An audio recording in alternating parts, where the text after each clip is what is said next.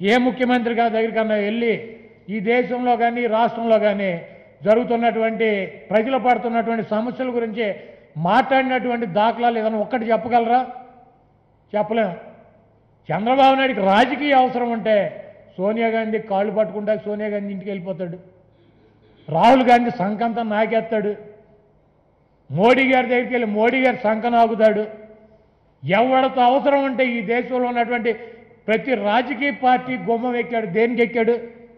రాజకీయ అవసరాల కోసం, అలయన్సుల కోసం, ఆయన ముఖ్యమంత్రి అవడం కోసం, ఆయన పార్టీ బతకడం కోసం ఎవడ కాళ్ళైనా పట్టుకుంటాడు, వెన్నుపోట్లు పడతాడు, ఏదైనా చేస్తాడు.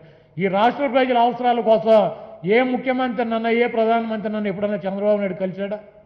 కలిసినటువంటి దాఖలాలు లేవు.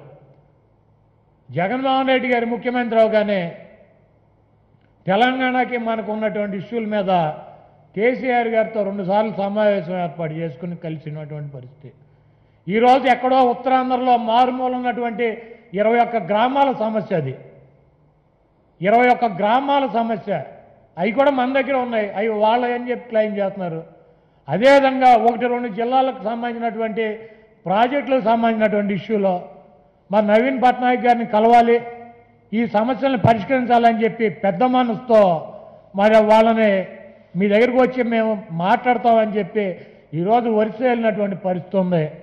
ఈ రాష్ట్రం కోసం ఎక్కడో మారుమూల ఉన్నటువంటి చిన్న చిన్న గ్రామాల కోసం వాళ్ళని రాష్ట్రంలో కలుపుకోవాలి, వాళ్ళను కూడా మన పౌరులుగా పూర్తి స్థాయిలో తీసుకురావాలని చెప్పి ఒక ముఖ్యమంత్రి స్థానంలో ఉన్నటువంటి వ్యక్తి ఒక 21 గ్రామాల గురించి, ఇన్ని వేల గ్రామాల్లో 21 చిన్న చిన్న గ్రామాలు తండాల గురించి, గిరిజన గ్రామాల గురించి ఒరిస్సా వెళ్ళి ఒక ముఖ్యమంత్రితో చర్చలు జరుపుతున్నాడంటే ఈ రాష్ట్రం మీద, ఈ రాష్ట్రంలో ఉన్నటువంటి గ్రామాల మీద, ఈ రాష్ట్రంలో ఉన్నటువంటి పౌరుల మీద జగన్మోహన్ రెడ్డి గారికి ఉన్నటువంటి మమకారం ఈ చిన్న విషయంలోనే మనందరం కూడా చూడొచ్చు. చంద్రబాబు నాయుడికి ఆ 21 గ్రామాల్లో ఉన్నటువంటి ప్రజల్లా కనపడ్డారా? 14 ఏళ్ళు ముఖ్యమంత్రిగా ఉన్నారు. ఎందుకు ఈ సమస్యను పరిష్కరించలేకపోయావు?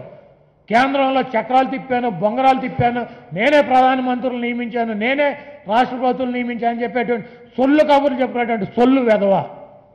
ఎందుకు 21 గ్రామాలకు సంబంధించినటువంటి సమస్యను పరిష్కారం చేసుకోలేకపోయేటువంటి నీచుడిగా ఎందుకు మిగిలిపోయావు అని చెప్పి చంద్రబాబు నాయుడు ప్రశ్నిస్తున్నా. ఎప్పుడన్నా ఒక గ్రామం గురించి కానీ, ఒక గ్రామంలో ఉన్నటువంటి పౌరుల హక్కుల గురించి కానీ, వాళ్ళు పడుతున్నటువంటి ఇబ్బందుల గురించి కానీ నీ దృష్టికి వచ్చినా కనీసం పట్టించుకున్నావా? సిగ్గుతో తల ఉంచుకోవాలి. ఇటువంటి దౌర్భాగ్యుడిని, ఇటువంటి దుష్టుడిని ఎన్టీ రామారావుని అల్లుడు చేసుకోవటం మన రాష్ట్ర ప్రజల దురదృష్టం. ఆయన దురదృష్టం కాదు, ఇటువంటి దుర్మార్గుడు వెన్నుపోటు పొడిచి ప్రజల కోసం పెట్టినటువంటి పార్టీని ఆయన కుటుంబం కోసం దోచుకునే లక్షల కోట్లు ఈ రాష్ట్ర ఖనిజాన్ని, సంపదని దోచుకున్నటువంటి ఈ దుర్మార్గుడు చేసేటువంటి ఈ నిరసనలు కానీ, ఈ దొంగ మాటలను కానీ ప్రజలు కూడా గమనించి చంద్రబాబు నాయుడిని శాశ్వతంగా రాజకీయ సమాధి చేయాల్సినటువంటి అవసరాన్ని గుర్తించి రేపు జరగబోయేటువంటి ఎన్నికల్లో, మున్సిపల్ ఎన్నికల్లో కుప్పంలో కూడా కుప్పం ప్రజలు చిత్తుగా చంద్రబాబును ఓడించి రాజకీయ సమాధి చేయాలని చెప్పి కోరుతూ సెలవు తీసుకుంటున్నా.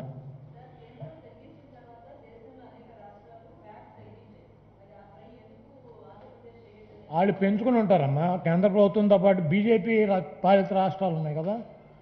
ఇప్పుడు ఆవు వెళ్ళి చేలో మేస్తుంటే దూడ అక్కడ మేస్తుంది, అది చేలోనే మేస్తుంది కదా. అట్లాగే మోడీ గారు పెంచుకుంటా పోతే వాళ్ళ రాష్ట్రాల్లో కూడా పెంచుకుంటూ పోయి ఉంటారు వ్యాట్. మోడీ గారిని లాగిపెట్టి కొట్టారు కదా మన బై ఎలక్షన్లో. చిత్తుగా మొత్తం దేశం అంతా ఓడించారు. కేంద్ర ప్రభుత్వం ఏం చెబుతా అది చేస్తారు కదా. కీలు బొమ్మలే కదా కేంద్ర ప్రభుత్వాల్లో, రాష్ట్ర ప్రభుత్వాల్లో ఉన్నటువంటి బీజేపీ నాయకులు. మోడీ గారు చెప్పినట్టు చేయటం తప్పించి వాళ్ళకి ఆల్టర్నేటివ్ ఆప్షన్ ఉంటుందా? నేను తగ్గించే కాబట్టి మీరు కూడా తగ్గించుకోండి అంటాడు. నేను తగ్గిస్తా, నాకు ఒక్కడికి ఆదాయం పోతుంది కాబట్టి మీరు వ్యాట్ తగ్గించుకోండి అని చెబుతాడు.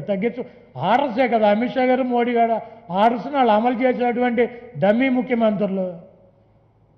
మేమేమి వ్యాట్ వేయలా, మేము అధికారంలో వచ్చినాం, మేము పెంచాము వ్యాట్ ఏమన్నా? మేమే ట్యాక్సులు పెంచలా, మేమెందుకు తగ్గించాలి?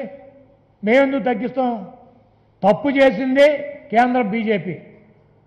60 రూపాయలు ఉండాల్సినటువంటి డీజిల్ 110కి తీసుకువెళ్ళింది బీజేపీ. మళ్ళీ 60 రూపాయలు తీసుకురావాల్సినటువంటి బాధ్యత ఎవరి మీద ఉంది? కేంద్ర ప్రభుత్వం మీద ఉంది. బీజేపీనే తీసుకురావాలి.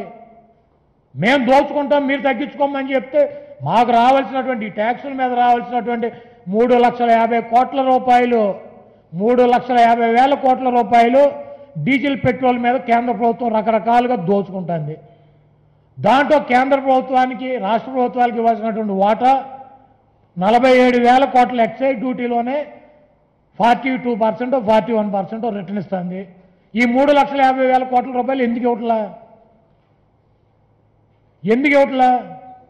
ఈ తగ్గించాల్సినటువంటి బాధ్యత ఎవరిదే? డీజిల్ పెట్రోల్ ధరలు పెంచాల్సిందే, తగ్గించాల్సిందే మోడీ గారు. ఆయన చేయకుండా ఆయనకు సంబంధించినటువంటి రాష్ట్ర ప్రభుత్వాలను తగ్గించమని కేంద్ర ప్రభుత్వంలో దోచుకున్నటువంటి డబ్బుని ఈ ట్యాక్సుల రూపంలో ఆయన అధికారంలో బీజేపీ అధికారంలో ఉన్నటువంటి రాష్ట్రాలకి పంచిపెడుతూ మమ్మల్ని ట్యాక్సులు తగ్గించుకోమంటే మాకివ్వడు కదా. బీజేపీ ఎక్కడైతే అధికారంలో ఉందో ఆ 1% 2% తగ్గించుకుంటే ఆ రాష్ట్ర ప్రభుత్వాలకు పోయేటువంటి 3-4 వేల కోట్ల రూపాయలని వేరే రూపంలో మోడీ గారు ఇస్తున్నాడు. ఈయన దోచుకున్నటువంటి డబ్బుని ట్యాక్స్ రూపంలో దోచుకున్న డబ్బుల్ని వాళ్ళ అధికారంలో ఉన్న రాష్ట్రాలకు ఇస్తున్నాడు.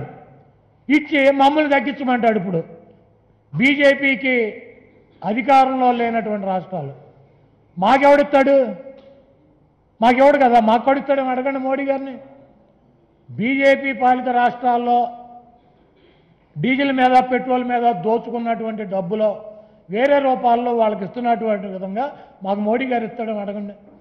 మాకు 1% తగ్గిస్తే 1000 కోట్లు పోద్ది. బీజేపీ రాష్ట్రాల్లో కూడా అంతే పోద్ది. వాళ్ళకి వేరే రూపంలో ఇస్తున్నాడు కదా, మాకు ఇస్తాడని అడగండి. ఇవన్నీ దొంగ నాటకాలు. బీజేపీ పాలిత రాష్ట్రాలు ఆడుతున్నటువంటి దొంగ నాటకాలు. ఈ ప్రజలకు ఏమీ తెలియదు, వాళ్ళ అమాయకులని వీళ్ళు అనుకుంటున్నారు. ప్రజలు కేంద్రంలో రాష్ట్రంలో కూడా 2 బీజేపీని పెట్రోల్ డీజిల్ పోసి రేపు రాబోయే ఎన్నికల్లో తగలబెడతారు. మీరు చూస్తారు.